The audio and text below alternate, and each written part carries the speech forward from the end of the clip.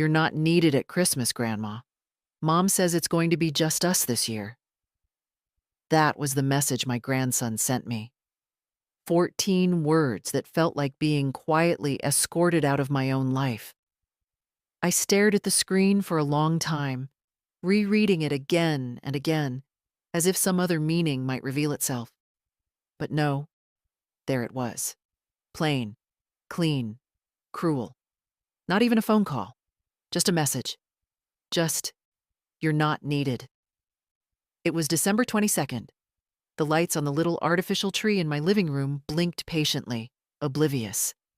I hadn't even put ornaments on it yet. Waiting, like every year, for my family to help. We always did it together. Or used to. I sat down heavily in my chair. The ache in my knees throbbed, but that wasn't the pain that made me bite the inside of my cheek. I didn't answer the message. What was there to say? Should I ask why? Should I pretend I didn't mind? Should I beg? No. I'm too old to beg. My house smelled like cinnamon and lemon polish. I had cleaned the day before, expecting company. The table was already set with my mother's old porcelain. 3 plates, just in case. I had even picked up a small turkey, though I'd been worried it might be too much for just me. Funny. Turns out it was too much even for one. I got up and walked slowly to the sideboard where I kept the photo albums. My fingers knew exactly which one to find. Christmas has gone by. My son, Michael, with wrapping paper on his head like a crown. Me, in my green sweater with snowflakes, laughing at something I no longer remember. And the little one, Owen, my grandson.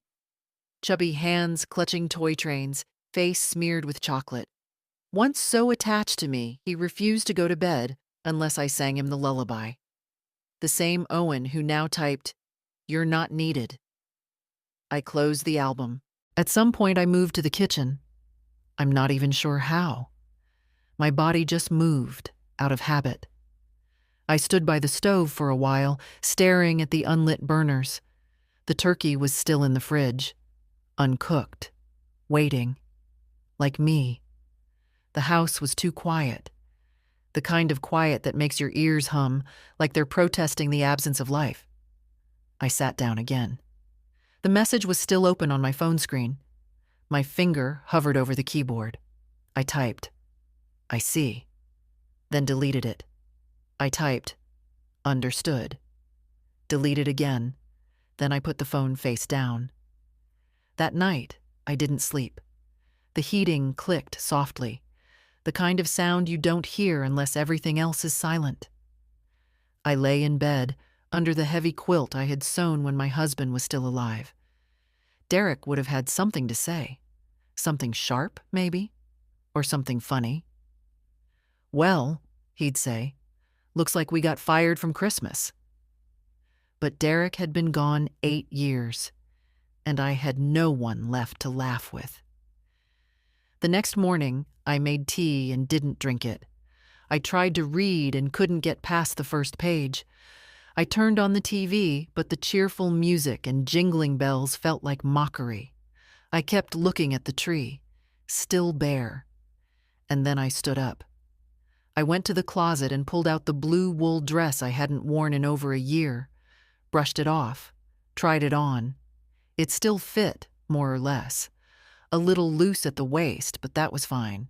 I found the earrings Owen had given me for my 70th. Tiny, fake pearls in a silver setting. I put them on. Then I took out the tin of cookies I had baked 3 days ago, sugar and spice, his favorite, and wrapped them in a clean towel. I didn't tell anyone I was coming. I didn't even call a cab. I took the bus, like I used to. Route 43, then the 17, all the way to that part of town with the big houses and even bigger gates. It was already snowing lightly, a dry, powdery kind of snow that doesn't stick but makes everything quiet, like the world was holding its breath. When I got off at the corner, I had to walk 4 blocks. Slowly. My joints protested, but I walked. I held the tin of cookies tight under my arm like it was something sacred. Their house was lit up like a magazine photo. I stood at the sidewalk for a moment, on the windows, heart pounding. I could hear music faintly, laughter, clinking glasses. The party had already started. I walked up the path, my boots crunching softly on the gravel. Reached the door, raised my hand to knock, then lowered it. Maybe this was foolish. Maybe I should turn around. Maybe I was being pathetic. But then I remembered the message, and I knocked. The knock echoed louder than I expected. A sharp sound against the polished wood, slicing into their celebration like a pebble thrown into still water. For a second, there was no response. I almost convinced myself no one would come. That would have been easier, cleaner. But the door opened. It was Owen. His eyes widened when he saw me. His mouth opened, but no words came. Just a breath, sharp, shallow, like he'd been caught doing something wrong. "Grandma," he finally said, voice cracked at the edges. What are you doing here?" I looked at him, really looked. Taller now, broader in the shoulders, wearing a sweater I didn't recognize. And older, somehow, but still my grandson. Still the boy who used to curl into my lap and demand stories about foxes and flying bicycles. "I came to drop off your cookies," I said simply, holding out the tin. "I baked them for Christmas. I thought, since I wasn't needed, I'd at least bring them." He didn't take them, just looked at the tin, then back at me. "Grandma, I didn't mean, is everything okay?" A woman's voice called from inside. A voice I knew too well. Megan, his mother, my daughter-in-law. She appeared behind him, holding a wine glass, hair perfect, lipstick bright. She saw me and stopped mid-step. "Oh," she said, her tone not surprised, but annoyed, like I was a door left open in winter. "Hello, Megan," I said, voice steady. "I thought Michael texted you." I looked at her. He didn't. Owen did. That landed. Her jaw tensed. She turned to her son. "We talked about this." Owen looked at the floor. "I just thought—" "You thought what?" she snapped, too sharp for a holiday evening. Then she caught herself, looked at me, and tried to soften. "Edith, we just thought it might be easier this year. Smaller. You know how chaotic it gets." "I know," I said, stepping inside without waiting for an invitation. "I know exactly how it gets." She froze. I was in the foyer now. The warmth hit me like a wave. Expensive perfume, pine, the faint smell of glazed ham. The laughter from the living room had dimmed. People had noticed. "Mom?" Michael's voice came from down the hall. Heavy footsteps. He appeared around the corner, tie crooked, cheeks pink from wine. When he saw me, he stopped. His face changed. Not guilt, not joy, just discomfort. "You weren't supposed to be here," he said, too blunt, too honest. "I noticed," I answered. He looked at Megan, then Owen, then back at me. "We didn't want to upset you." "Then you should have told me the truth," I said. That would have been less upsetting. Behind him, I saw glimpses of the dining room, a long table with crystal glasses, linen napkins, glowing candles. My plate wasn't there.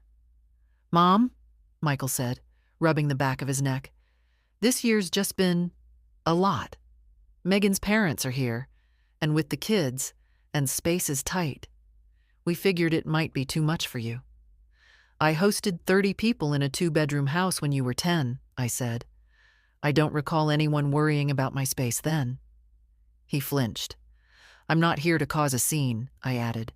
"I just wanted to see my family on Christmas." Silence fell like a blanket over the room. Megan took a slow sip of her wine. Michael looked anywhere but at me. And Owen, my sweet, silent boy, finally reached out and took the tin from my hands. "Thank you," he whispered. "I love your cookies." I smiled. Small, tired, but it was something. Behind them, a little girl peered around the corner. Clara, my great-granddaughter. She was 7, maybe 8 now. I hadn't seen her since Easter. She looked at me like she wasn't sure whether to wave or hide. "Hi, Clara," I said gently. She smiled and ducked behind the wall. "Well," I said, stepping back toward the door, "I should go. Wouldn't want to make anyone uncomfortable." Michael opened his mouth, but nothing came out. Owen looked devastated. Megan said, "That might be best." I nodded. "Merry Christmas." I walked out without waiting for more. The cold slapped me harder this time, like it knew, like it agreed. I didn't cry on the way home. Not then. I just sat on the bus with my hands folded in my lap, the scent of cinnamon lingering in the air. No one spoke to me. No one looked at me. When I got home, the little tree was still blinking, stupid and cheerful. I sat down at the table and lit the candle in the middle. One of the old ones, half burned, wax cracked with age. I sat there for a long time. Then I picked up the phone. Not to call them, not to fight, but to call my lawyer. The lawyer didn't pick up right away. It was Christmas Eve, after all. But I left a message. My voice was calm, deliberate. "Hello, Mr. Halverson. It's Edith Thornberry. I'd like to schedule a meeting after the holidays. We need to revisit the terms of my will. Yes, again." I ended the call and placed the phone gently back on its cradle. The weight of it, so familiar, felt different now, like something I was setting down for good. The house was quiet again, but not empty. Not anymore. Something had shifted. Maybe not in them, but in me. I walked to the hall closet, pulled down the battered shoebox marked "Private." Inside were yellowed documents, old checkbooks, a small stack of letters tied in blue ribbon, and tucked between them, a file folder labeled with my own handwriting. Financial, Kids. I opened it and ran my fingers along the pages. Loan records, transfers, little notes in the margins. Michael, car down payment, $5,000. Owen's private school donation, $2,300. Megan, kitchen remodel, loan, $8,000, no repayment schedule. It added up. Slowly. Painfully. The numbers weren't as important now as the realization. I'd spent years trying to earn my place at a table that was already mine. For what? A polite smile once a month? A text message on my birthday? A forced lunch in early spring where everyone looked at their watches? I used to tell myself that love meant giving, that mothers gave without keeping score. But this wasn't love anymore. This was survival, with a performance. I closed the folder and set it aside. That night, I didn't sleep much. Not because of sadness, not even because of anger, but because my mind was alive in a way it hadn't been in years. I woke up early on Christmas morning. The sky outside was a dull gray, snow dusting the sidewalks like powdered sugar. I made myself toast and scrambled eggs. Ate slowly, deliberately. A woman with time. At 9, the doorbell rang. It was Reed. He looked nervous, snow clinging to the shoulders of his coat, cheeks red from the cold. He held a small gift bag in his hand. "I figured you'd be up," he said. "I always am," I replied, stepping aside. "Come in." He wiped his boots and entered. The moment he saw the little tree, still blinking without ornaments, something shifted in his face. Regret, maybe? Or shame? "I didn't know," he said quietly. "About the message. About what Mom and Dad planned. I swear I didn't." I nodded. "I believe you." He looked relieved, then hesitated. "You shouldn't have come, though. Not like that."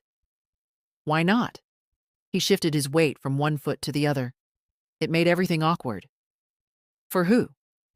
He met my eyes, and for a second I saw the boy again. The real Reed, not just Michael and Megan's son, but someone who still had a moral compass. "I'm sorry," he said. I nodded again. "Thank you." He handed me the gift bag. Inside was a hand-knit scarf in a soft, earthy green, and a note. "For the woman who taught me how to make cinnamon stars and how to tell the truth. Love, Reed." I ran my fingers along the stitches. He hadn't bought this. He, or Audrey, perhaps, had made it. That meant something. "I'll put the kettle on," I said. "You'll stay for tea?" He nodded. "Please." In the kitchen, we moved like we used to. Him setting out mugs, me spooning sugar. We didn't say much, but it was enough. "I don't know what's happening to our family," he said at one point, not looking at me. "It's like everyone's performing for each other, pretending. Like Christmas is just an event for Instagram." "Maybe it is," I said, "but not here." He looked at me, eyes wet. "You didn't deserve that, Grandma." "No," I said, "but I accepted it. Once." I sipped my tea. The warmth was good. "Are you changing the will?" he asked suddenly. I didn't answer right away. "Why would you ask that?" He flushed. "I overheard Dad talking to Uncle Phil about how he had it locked in. Your house, the accounts.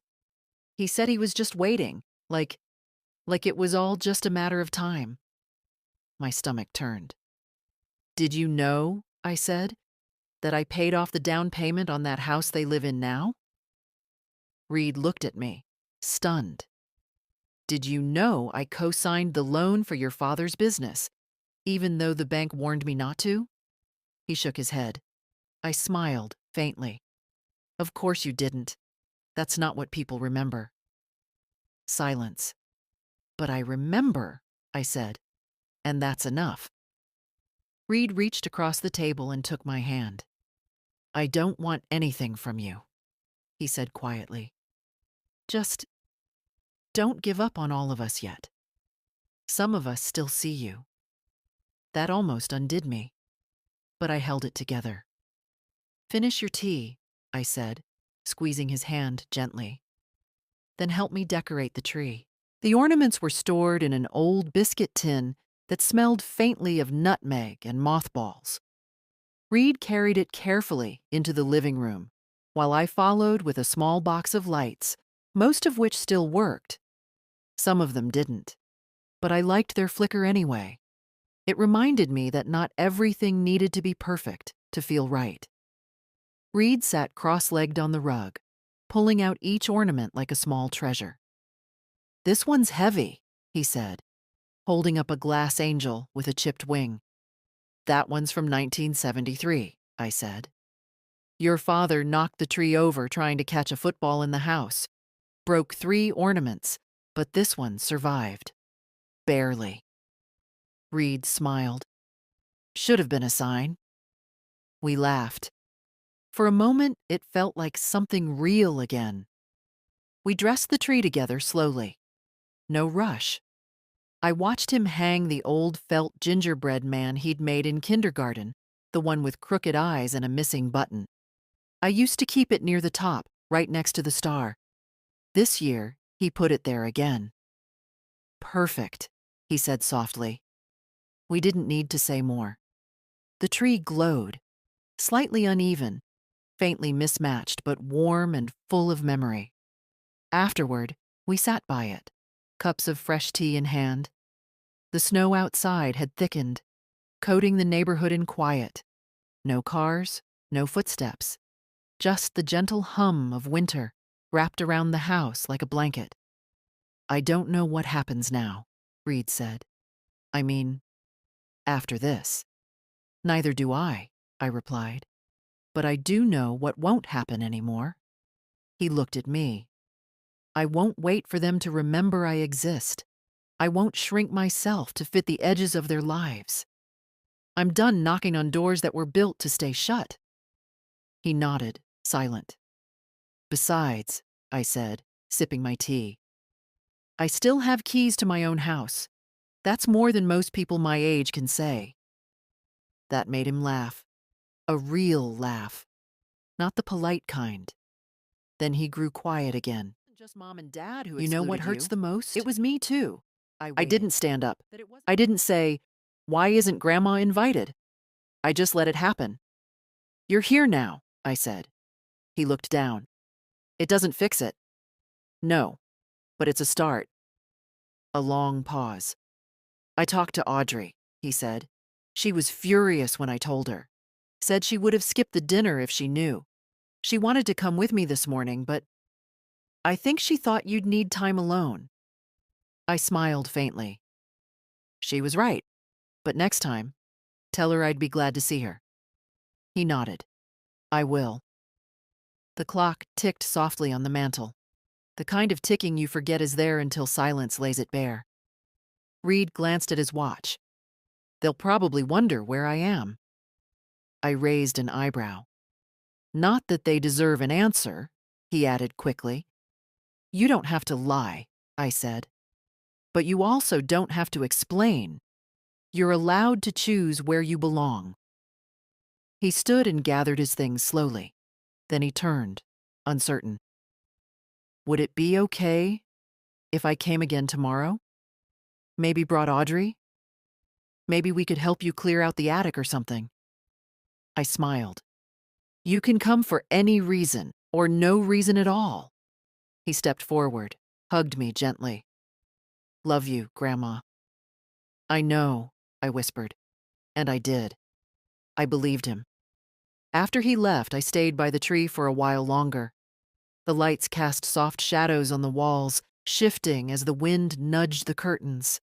I thought about the dinner I'd walked into, the forced cheer, the eyes avoiding mine, and I thought about my hand on the doorknob, the hesitation, the quiet voice inside that had said, "Don't do it. Walk away." But I hadn't walked away. I had stood there, held my ground, and reminded them all who I was. Not a guest, not a burden. Their mother, their grandmother, their past, whether they liked it or not. I looked around the room, small, old, familiar, not polished or perfect, but mine, full of stories no one else could tell. And if they didn't want to hear them, so be it. I would tell them anyway, even if it was just to myself. The next morning, I woke to the sound of birds tapping at the window and snow sliding off the roof in wet, heavy clumps. For a moment, I forgot what day it was. Not because of age, but because for the first time in years, I didn't care. The day wasn't defined by a family calendar, a dinner plan, or anyone else's permission. It was mine. I made oatmeal the old way, with brown sugar and chopped walnuts, just as Derek used to like it.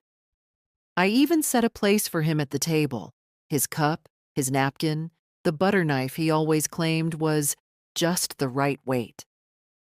Not because I believed he'd return, but because remembering him this way felt more honest than pretending he was some closed chapter. We were never that simple. Around 10, the doorbell rang. It was Audrey. She stood there in a wool coat, cheeks pink from the cold, a thermos in one hand and a little box in the other. "Reed's parking the car," she said. "He made me promise I'd knock first." I smiled. "Come in, dear." She stepped inside, looked around, her eyes scanning the room like it was a story she'd heard about but never visited. "It's really warm in here." "Old houses hold heat," I said. "And grudges." She laughed. Not politely, really laughed. "I brought peppermint hot chocolate. Reed said you liked it." "I do," I said, "though he likes to drown it in marshmallows." She grinned. "He still does." We sat in the living room while the tree blinked quietly beside us.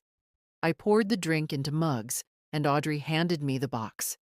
Inside was a little felt ornament, a fox in a red scarf holding a book. On the back was stitched, somewhat awkwardly, "To Grandma Edith, with love." Foxes were always his favorite, I said, voice tight. He told me you used to make up stories about one named Thomas. Yes, Thomas the Fox, who wore glasses and read mysteries by candlelight. He always found the truth, no matter how deep it was buried. She smiled. Sounds familiar. Before I could reply, Reed came in, dusting snow from his coat. Sorry, he said, breathless. Had to park a block down. Someone's having a brunch party on the corner. Popular neighborhood, I murmured. He kissed Audrey's cheek, then hugged me. Not one of those stiff hugs men give when they're trying to fulfill a duty. A real hug. We spent the morning in the attic, as promised. Dusty boxes, old photo albums, a typewriter Derek had sworn he'd repair one day. We laughed over forgotten knickknacks and argued over whether a certain lamp was vintage or just hideous. At one point, I found a shoebox filled with old cards. Birthdays, anniversaries, Christmases from when Michael and Megan still signed them with "Love, Mom and Dad," and not just the Thornberrys. I set it aside without a word. Around noon, we came downstairs. I made soup, potato and leek, the kind that doesn't try to impress anyone but always satisfies. We ate in the kitchen, sunlight pouring through the curtains, turning the room gold. Do you think they'll call? Audrey asked gently. I don't expect them to, I said. Not now. Reed looked up. They're still pretending yesterday didn't happen. Mom asked if I enjoyed my walk. Dad hasn't said anything at all. That's their right, I said. And mine is to stop waiting. Audrey touched my hand. You're not alone. I know, I said. Not anymore. After they left, I stood in the doorway, watching their car disappear down the street. Then I went to the bedroom and pulled out a small lockbox from under the bed. Inside were the legal documents, deeds, insurance papers, my will. I opened it slowly. The old version was there, the one that split everything equally between Michael and Thelma. The one I'd drafted back when I believed that fairness meant love. I took it out. Then I pulled a blank form from the bottom of the box. Time to start again. Not out of revenge, not to punish, but to protect what mattered. To stop rewarding those who saw me as a piece of property, something to be managed or dismissed. I looked around my little house. At the tree, the half-empty soup bowls, the felt fox now hanging beside the angel with the chipped wing. This was my life. It wasn't loud. It wasn't perfect. But it was mine again. 2 days after Christmas, my phone rang just before dusk. It was Thelma, my daughter. We hadn't spoken in almost 5 months, and even then, it was a rushed birthday call I had to remind her to make. Now, her name flashing on the screen made my stomach tighten. I let it ring twice before answering. Hello? Mom? Her voice was cautious, clipped. I wasn't sure if you'd pick up. Well, I said, here we are. A pause. Then, Michael called me. Did he?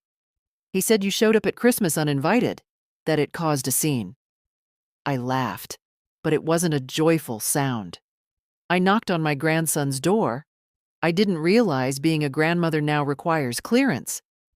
He said you embarrassed Megan in front of her family. Did she mention the message they sent me? What message? I walked to the window, stared out at the quiet street. The snow had iced over, the world frozen in place. Owen texted me, said I wasn't needed, that Megan didn't want me there. The silence on the line stretched thin. That's not right, Thelma said finally. No, I said. It isn't. She exhaled. I'm sorry, Mom. I didn't know. I nodded, though she couldn't see it. It's not the first time, Thelma, just the most honest. I should have been there. No, I said, turning from the window. You should have called. Months ago.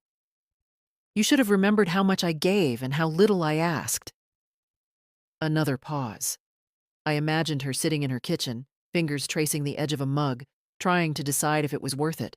This call, this truth. You sound different, she said at last. I am. She didn't answer. I'm revising the will, I said plainly, and all the automatic transfers have stopped. The words hung there, stark and final. You're serious, she said. I am, I replied. I've supported you both for decades, quietly, willingly. But the respect that was supposed to come with that never arrived. So I'm adjusting my expectations and my paperwork. Mom, don't do anything drastic. I already have. A long breath. Is this because of one bad Christmas? This is because of every silent one before it. I could hear her swallow. So what now? Are you cutting us out? I'm setting boundaries, I said. Something I should have done long ago. She didn't argue. For once there was no pleading, no justification, just the soft sound of her resignation. Do you still want a relationship with us? She asked, voice low. I thought about that. I want a relationship with the people who see me, who value me beyond my usefulness. If you can be one of those people, then yes. If not, then no. A long silence followed. I'll call again soon, she said quietly. We'll see, I replied, and hung up. I stood there for a while, the phone still in my hand. No sadness, no rush of emotion, just stillness, like walking out of a room that had been too loud for too long. That evening, I lit the fire in the living room. Not because it was cold, but because I wanted to. I pulled a blanket over my lap and opened a book Reed had given me months ago, one I'd never made time to read. Outside, the lights in other houses flickered on, one by one. Behind each window, families bustled about, some joyful, some strained, some just pretending. And here I was, alone, but not lonely. There's a difference, one I had ignored for years. For the first time in a long while, I had no obligations, no unpaid gratitude hovering in the corners, just space and silence, and the sound of the fire breathing softly across the room. On New Year's Eve, I found myself watching the clock more out of habit than celebration. Midnight didn't mean what it used to. No champagne, no dancing in the kitchen, no Derek tapping his watch and saying, "Another year wiser, Edith." Just me, sitting in my armchair, a blanket over my knees, and a mug of tea gone lukewarm. The fireworks outside started early. Distant bursts of color and noise that didn't reach my windows. I watched them without moving. Then the doorbell rang. Not once, but twice. Insistent, unfamiliar. I opened it to find Megan standing there. She wasn't alone. Owen hovered behind her, his face pale in the porch light, hands stuffed deep into his coat pockets. "Megan," I said. "Happy New Year," she said, though her tone didn't match the words. Her hair was pinned back, her lipstick perfect, as if she'd stepped out of someone else's evening. "Is it?" I asked. She blinked, caught off guard, then forced a smile. "We were in the neighborhood." I glanced at Owen. He didn't meet my eyes. "You weren't invited," I said. Not cruel, just factual. "I thought we could talk," she replied. I stepped back, letting them in without a word. The air behind them brought in a gust of cold and the scent of someone else's perfume. Megan's heels clicked across the floor like she owned the place. Owen followed, smaller somehow. They sat on the couch, side by side. I remained standing. "You've been making some decisions," Megan began, crossing her legs. "Yes." "Legal ones?" "That's right. And not just about the will. Michael said the bank called." "I've closed the joint accounts," I said. "They were never meant to be permanent." She nodded slowly, lips pressed together. I said, It's overdue." Owen finally looked up. His face was flushed. "Grandma, I didn't want to send that message." "I know," I said gently. "But you did." Megan placed a hand on his arm. "He's just a teenager, Edith." "He's 16, I said. "Old enough to drive a car. Old enough to know when someone is being erased." Her expression tightened. "I understand your frustration," she said. "But cutting everyone off?" "I'm not cutting everyone off," I interrupted. "I'm choosing who gets access to me. That's not revenge, that's boundaries." A silence stretched between us. "Do you want to see the kids again?" she asked finally. "Clara? Max?" I took a breath. "Of course I do. But not as an afterthought. Not when it's convenient for you. If I'm in their lives, it's because I'm present. Not because I'm tolerated." Megan shifted. "This is going to upset Michael." "It already has," I said. "He's upset that the woman he ignored for a decade remembered who she was." Owen's voice cracked. "Are you mad at me?" I turned to him. "No, I'm disappointed. And I think you're better than the message you sent. But that's not something I can decide for you." He nodded slowly. Megan stood. "Well, we've said what we came to say." I walked them to the door. Before she stepped out, Megan turned. "You always liked being dramatic, Edith," I smiled. "And you always liked pretending that made you superior." She blinked, just once. Then she was gone. Owen lingered. "I do love you, Grandma," he said. "I just didn't know how to say it then." "I believe you," I said. "But you'll have to show it now. Words aren't enough anymore." He nodded, eyes bright. I watched them walk down the path, her arm around his shoulder like a claim.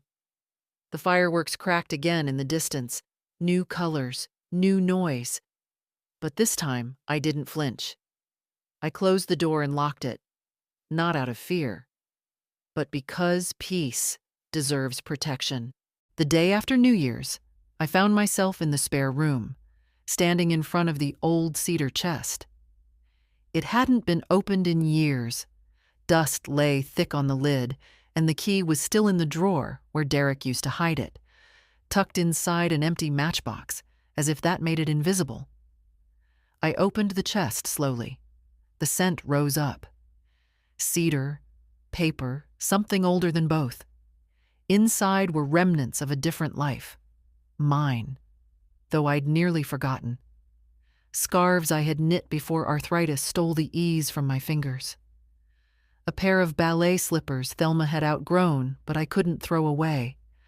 A faded blue sweater I'd worn the day I brought Michael home from the hospital.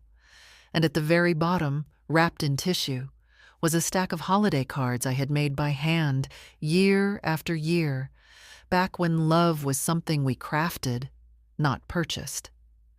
I ran my fingers over them. The paper was soft at the edges, like it had listened too long. I sat on the floor and spread the cards around me. Most were signed with careful loops and dotted hearts. Love, Mom, Grandma Edith. Some included little notes. Hope this makes you smile. Tell the kids I miss them. I imagined them opening these cards, tossing them on tables, maybe even in bins, barely reading. I imagined Megan's tight smile, Michael's distracted, "Oh, Mom sent something again." Still, I had written them, believing each time that it mattered. This year, I hadn't sent any. Instead, I had rewritten my will. The new version sat now in a locked drawer in my desk, witnessed, notarized, clean and clear. Reed and Audrey were named primary beneficiaries, not because they had begged or earned it with flattery, but because they showed up, not just once but consistently, because they remembered I was more than an obligation. I didn't do it to make a point. I did it to correct one. I was still sitting there on the floor when the phone rang. It was a landline ring, slow, deliberate, the the kind of sound no one under 30 hears anymore. Hello? Mrs. Thornberry? This is Lori from St. Margaret's. My breath caught. Yes? I hope I'm not calling at a bad time. I'm organizing volunteers for the community dinner next week. Reed mentioned you might be interested. I smiled. Did he? Yes. He said you used to host half the neighborhood every Christmas. I did, I said, before I stopped being invited to anyone else's. She chuckled awkwardly. Well, we could use someone with your experience, if you're willing. I'm more than willing, I said.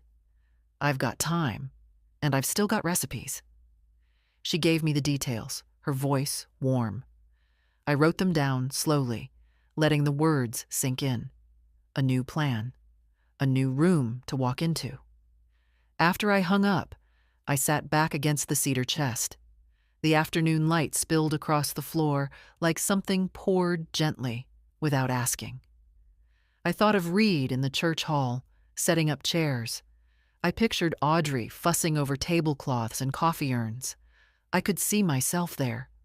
Not the guest, not the outsider. Someone with sleeves rolled up, hands in dough, voice raised in laughter. The realization was quiet but firm. I was done asking for a seat at the wrong tables. Let them eat their dry turkey and talk over one another. I'd rather serve soup to strangers and feel seen. There's more family in kindness than in bloodlines. I know that now. And I've never been afraid of starting over. Not really. Not when I know how much I'm still capable of giving. And now, finally, I know who's worthy of receiving it. I arrived early to St. Margaret's the morning of the community dinner, bundled in my old gray coat and a scarf Audrey had insisted I take. The air was sharp, the kind that stings your lungs but wakes you up in the right way. It reminded me of mornings long ago. School lunches packed, Derek scraping ice from the windshield, my hands always too cold, always too busy. Lori met me at the door. She was younger than I'd pictured, maybe mid-30s, hair pulled back in a way that said she had too much to do to worry about looking polished. Her smile was real, though. Not the kind people wear when they're about to ask for something. Edith, you're early. I'm always early when soup's involved, I said. She laughed and handed me an apron. You're on vegetable prep with Audrey and another volunteer. Reed's out back organizing the donation bins. I nodded and followed her through the warm, bustling hall. The kitchen was alive. Steam rising, metal clanging, voices overlapping like an old hymn. It was the kind of noise that soothed because it came from purpose. Audrey was already there, sleeves rolled up, chopping carrots with the precision of someone who'd done this before. She lit up when she saw me. Thank God, she said. They gave me the dullest knife in the building. I took the station beside her. You're young. They didn't trust you with the real ones. She grinned and handed me a cutting board. For the next hour, we worked side by side. No small talk, no forced catching up, just quiet teamwork. I peeled, she chopped. We moved in rhythm, a rhythm that felt earned. At one point, she paused and touched my arm.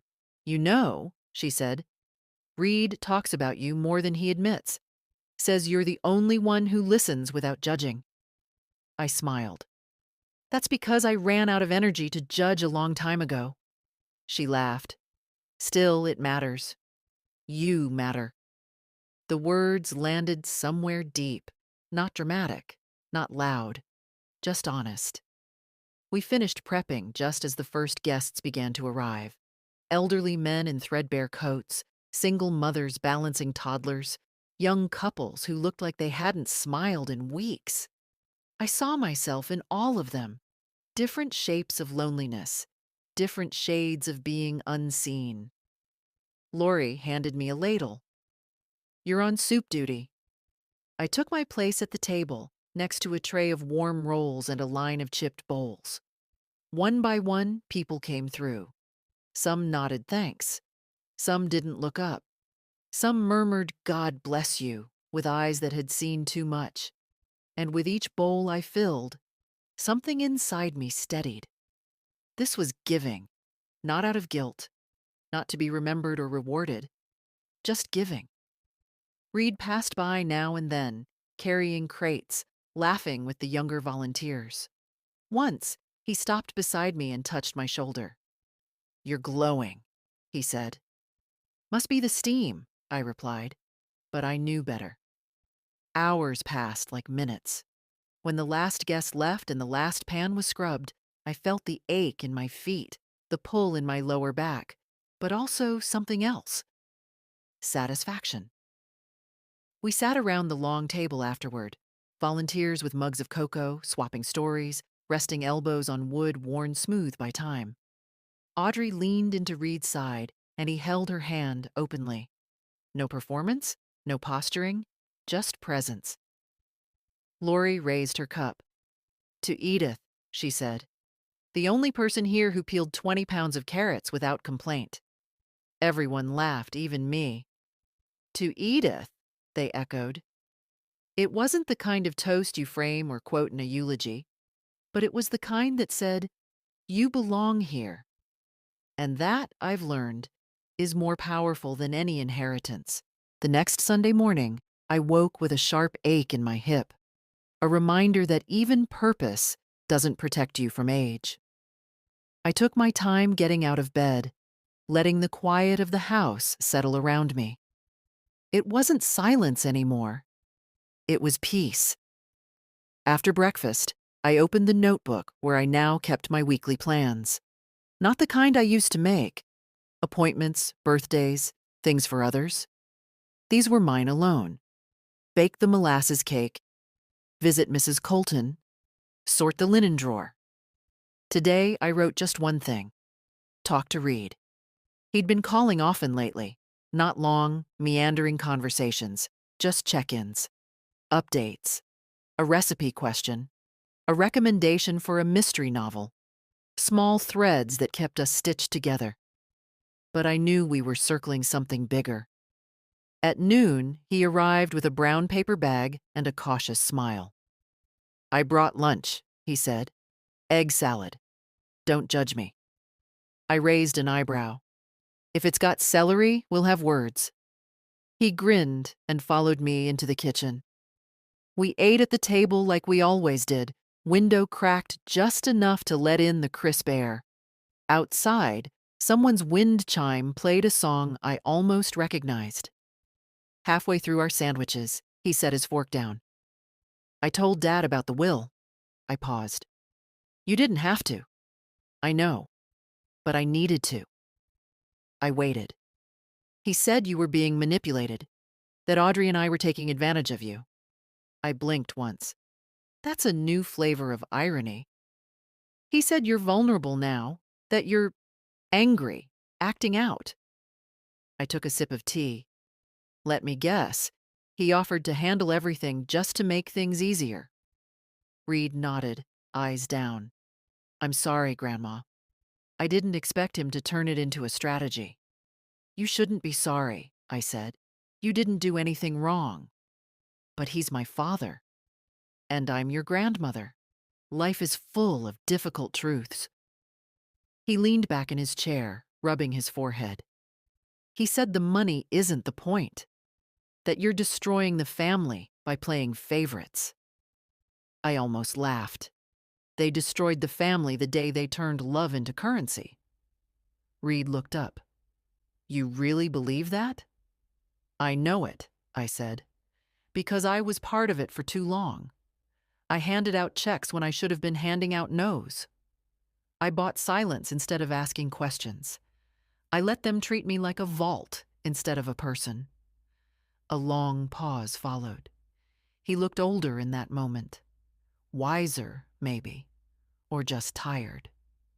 "I don't want any of this to break you and them forever," he said softly. I reached across the table and took his hand.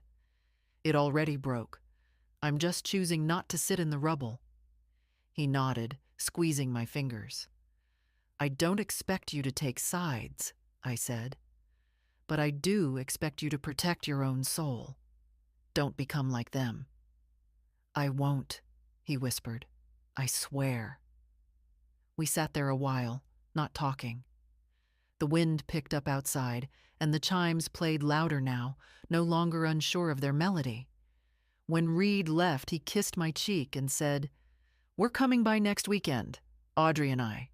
We want to help you build that raised bed in the yard." I smiled. "We'd better start soon. Spring comes fast if you're paying attention." He turned at the door. "And Grandma?" "Yes?" "Thanks for not giving up." I closed the door after him and leaned against it. My hips still ached, my knees too. But my heart, no, that felt stronger. Because there's something deeply powerful about being underestimated. It means they don't see you coming. And by the time they do, you've already reclaimed your life. I visited the bank on a Monday morning. The kind of morning where the wind presses against your coat like it's trying to remind you how fragile you are. I wore my best wool, the one with the good buttons still intact, and I carried a folder under my arm, thin but heavy with decisions. The teller recognized me. "Mrs. Thornberry," she said warmly. "How are you?" "I'm here to close an account," I replied. "Of course, I'll get someone from investments." The office was warm and overly beige. I sat across from a young man with neat hair and the practiced empathy of someone trained to nod at bad news. "I understand you want to terminate a joint trust," he said. "Yes," I said. "Effective immediately." He blinked. "May I ask why?" "You may," I replied. "Because I'm done funding people who've forgotten I exist unless money's involved." He hesitated, then typed something into his computer. "The process is straightforward, but your son will be notified." "I expect he will." "You don't need to give notice?" "I've already done that," I said, "in ways that mattered." He handed me the papers. I signed them slowly, carefully, my signature steady as it ever was. When I handed them back, it felt like setting down a weight I didn't realize I'd been carrying across decades. "Do you want to redirect the funds?" he asked. "Yes, into a personal savings and a new scholarship fund." He raised his eyebrows.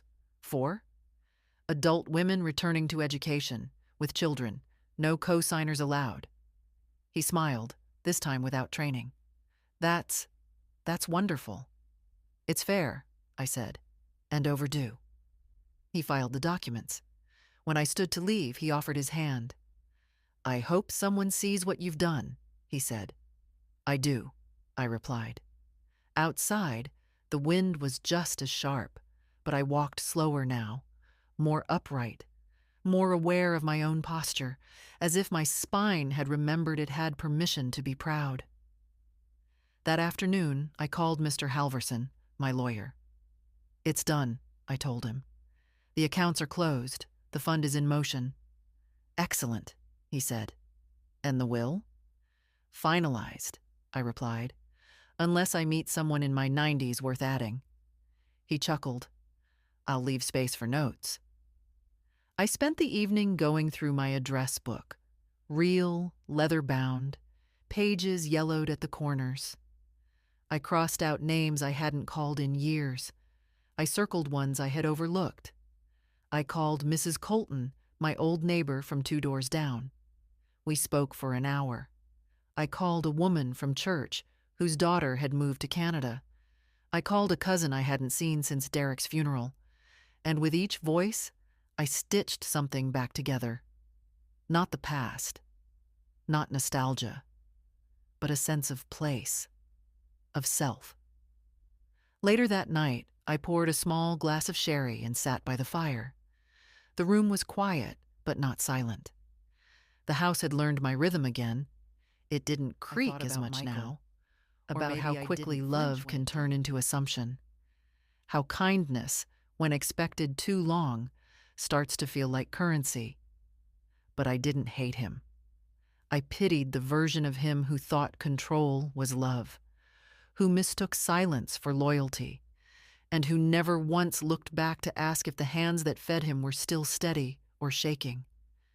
I raised my glass, not in toast, but in closure, to what was, to what will never be again, and to the peace in between. I had expected to feel something more after the bank visit.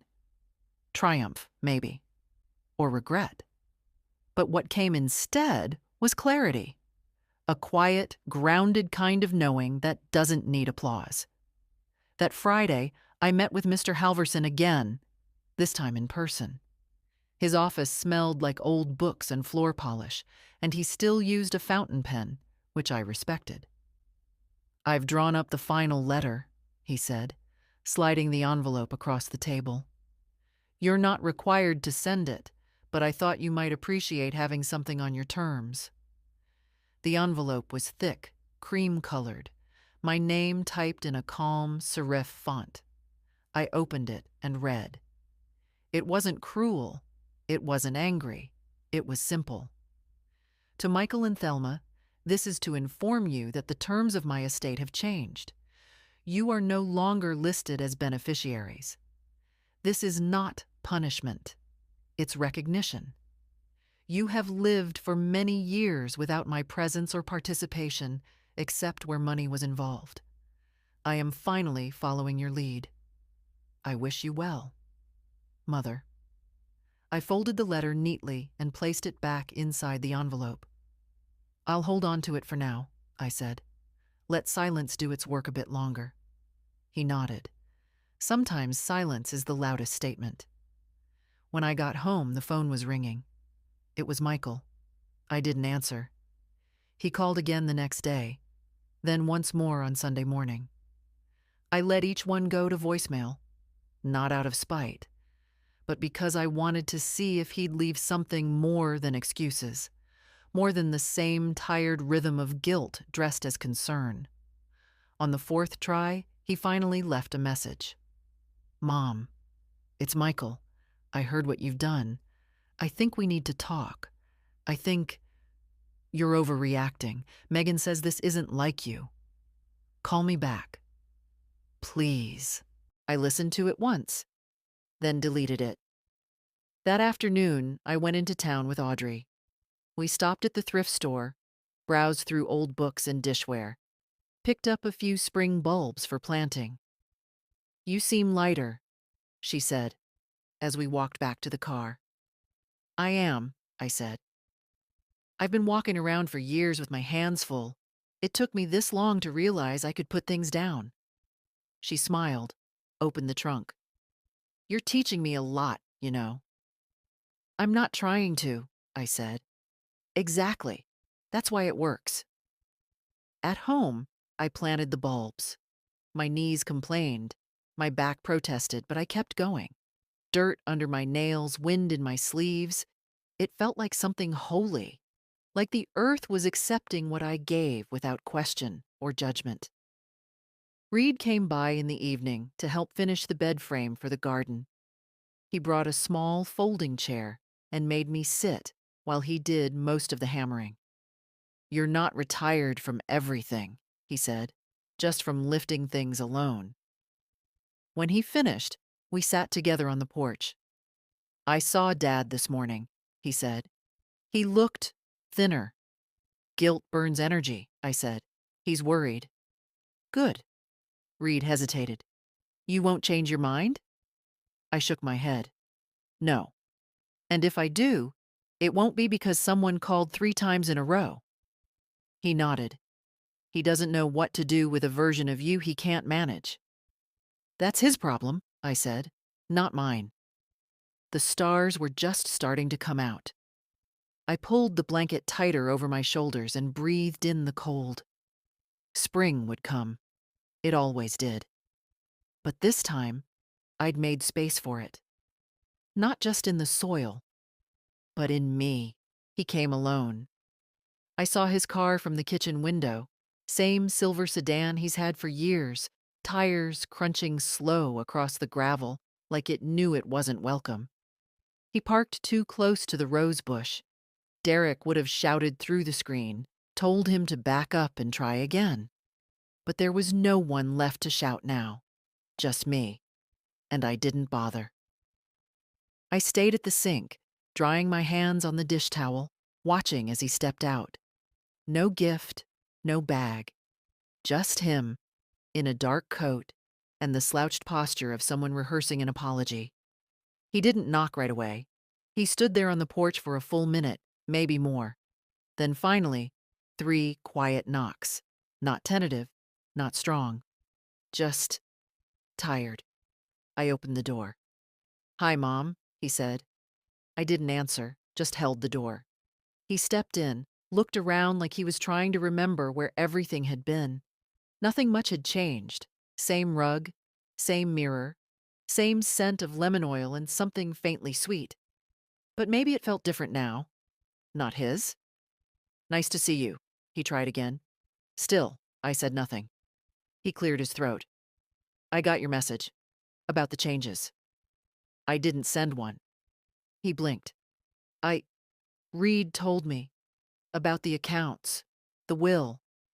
That's not a message. That's a fact." He looked down at his shoes, then back at me. "Can we talk?" I nodded once and led him into the living room. He sat on the edge of the couch, like it might tip if he leaned back. I stayed in my armchair, the one that had become more throne than seat. For a long moment, neither of us said anything. The clock ticked. A car passed outside. The house held its breath. Then he started.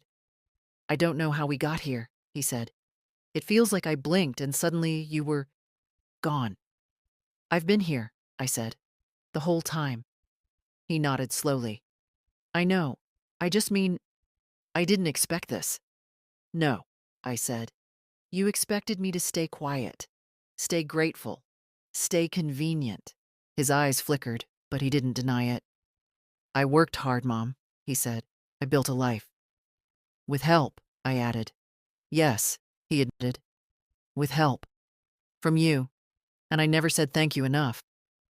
"I see that now." "It's not about thank you," I said. "It's about presence, respect, truth." "Didn't mean to push you out. But you didn't pull me in either." He sighed, ran a hand over his face. "Megan's complicated." "No," I said. "She's clear. You're the one who let it happen." That landed. He looked around the room again, as if trying to gather himself. "So what now? You've made your point. Are we just done?" I studied him. Lines in his face. The slump in his shoulders. The boy I raised still flickered behind his eyes, but dimmed by years of assumption. "No," I said. "We're not done. But we're not going back either." He swallowed. "So what does that mean?" "It means I won't pretend anymore," I said. "If you want to be in my life, you come as a son. Not as a manager, not as an heir. Not as someone who needs something. I don't need anything. You need permission to be decent," I said. "That's what I'm taking away." He blinked at that. Sat back. Let the words settle. "I'm tired, Michael," I said softer now. "Tired of performing. Tired of wondering if love still counts when the checks stop." He looked down again, voice lower. "I'm sorry." "I believe you," I said. "But it doesn't change the past." "I know." Another silence. Not cold, just full. He stood after a while. "I should go." I nodded. At the door he hesitated. "If I call, will you answer?" "If it's to talk," I said. "Not to convince." He nodded once. "Okay." He stepped outside, then turned back. "You're different now." "I finally remembered who I was," I said. He stood there a second longer, then walked to the car. I didn't watch him leave. With peace, I sat down after he left. Same chair, same cushion, with the worn-out corner where Derek used to rest his arm. The house didn't feel changed, but I did. There was no relief, No victory. Just a deep, still kind of truth. The kind you don't speak aloud, because it doesn't need witnesses. I had looked my son in the eyes and said what needed saying.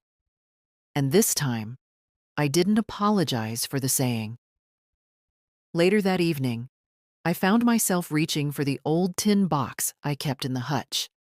The one labeled receipts, though most of them weren't. Inside were letters, some mine, some Derek's. Notes I'd never mailed. Christmas cards I'd written but couldn't bring myself to send. A strange archive of restraint and yearning. One envelope was addressed to myself. I had forgotten it entirely. It was dated January 3rd, 8 years ago, a day after I had been left out of Clara's third birthday party. The writing was smaller then, careful, holding back. Dear Edith, stop making excuses for them. Stop pretending you weren't meant to feel the sting. You did.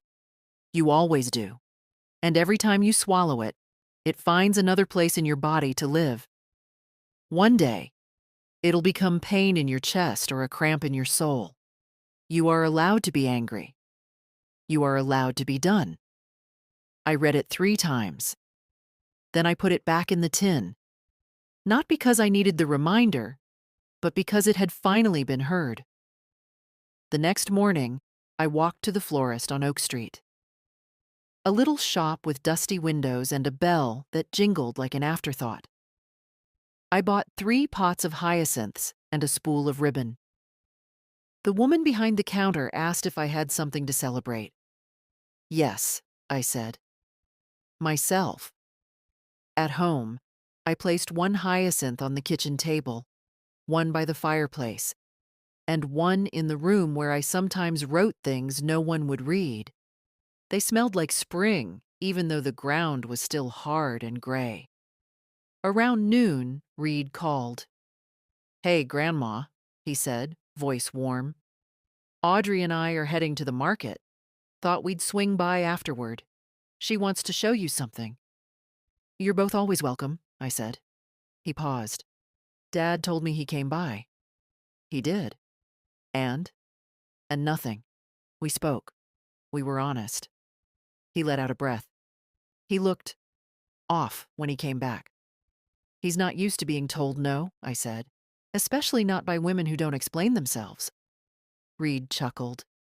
"I like this version of you." "I always liked her too," I said.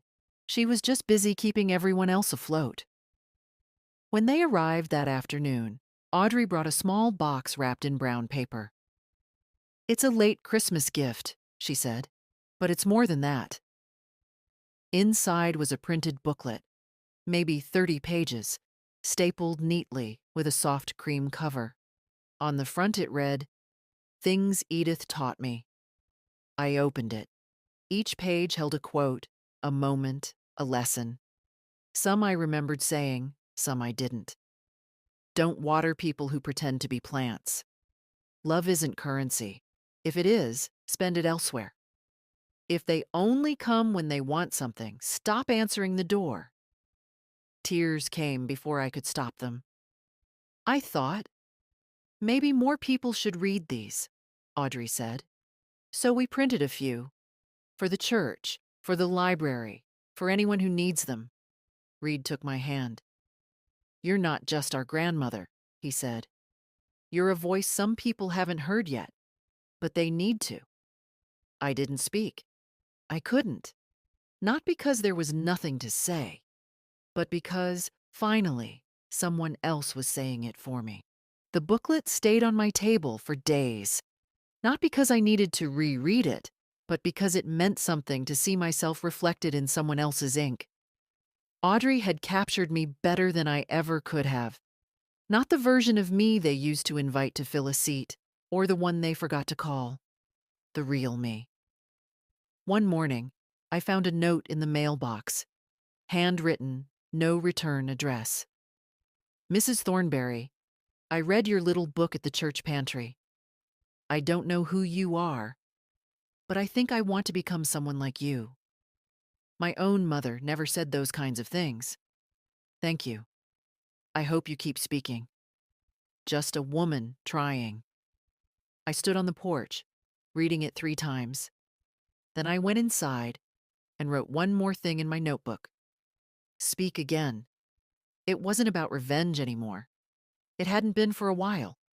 It was about reclaiming voice, space, breath, about reminding myself and anyone who cared to notice that I had not disappeared, I had not faded. I had simply paused, like a breath before a sentence that mattered. Weeks passed. Reed and Audrey came often, helped in the yard, brought groceries I didn't ask for, sat with me through long evenings when the wind clawed at the windows and the loneliness tried to sneak back in. One night, Audrey said, "We've been thinking about having a baby." I didn't cry. I just held her hand, felt the weight of legacy shift, not in money or property, but in presence. "If you do," I said, "promise me one thing." "Anything," she whispered. "Let them hear the truth early. Let them know that silence isn't peace, that they come from women who speak." She nodded, her eyes shining. By spring, the bulbs bloomed. Hyacinths and tulips and the daffodils Reed planted along the back fence. The yard was still uneven, the soil still stubborn. But beauty came anyway. I started hosting Thursday lunches. Nothing fancy. Just soup and bread, a slice of cake, a kitchen that stayed open. Women from the church came, then a few neighbors, then strangers. They brought stories with them. Hard ones, honest ones. We didn't offer solutions. We just listened. And that, I've found, is its own kind of healing. Michael hasn't called again. Thelma sent one card, late, unsigned. I didn't reply, not out of cruelty, out of clarity. Sometimes peace means letting go of the people who only come to stay comfortable. Sometimes dignity means refusing to be their cushion. And sometimes healing means becoming the version of yourself you needed 20 years ago and offering her to someone else. I'm still here, still steady, still speaking. And if any part of my story stayed with you, if you saw yourself in the quiet, the ache, the rise, I hope you do something with that. Speak, write, get up, say no, say yes. Reclaim the version of yourself they tried to edit down. And when you do, come back and tell me. I'll be here, by the window, with tea on the stove and a seat at the table, waiting for the next woman to remember who she is. If this story moved you, share it with someone who needs to hear it. And don't forget, leave a comment. Let someone know they're not alone.